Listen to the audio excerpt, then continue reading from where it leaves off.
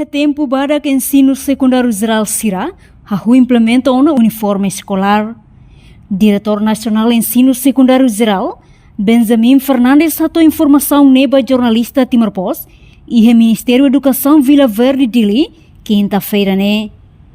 Nia informa, uniformiza farda e a escola Sira, lança ona e lança nulo recensia fulan dezembro tinakotu, o se primeiro-ministro Cairala Sanana Guzmão, no foi lança, Ministério da Educação orienta a escola Sira a forrateneba inangaman Sira, o insamak bele prepara farda para estudante Sira.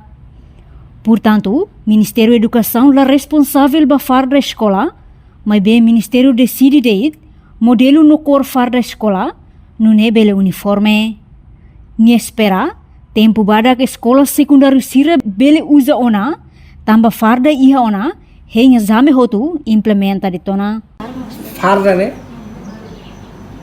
Lançamento ia dia 19 de dezembro, tinangkotu. O primeiro-ministro ia interior lá.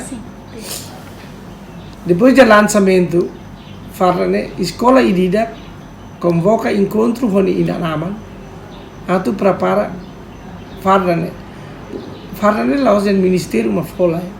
Ministério decide no modelo, ne cor, né? Para ato nacional, uniforme. Nema bolar uniforme. Indonesia seragam. Mas bem, ato insato hetam farda, né?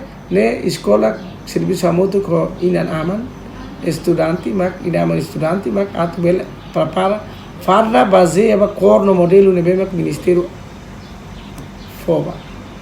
Agora dadang escola Lobukira ia forra usona.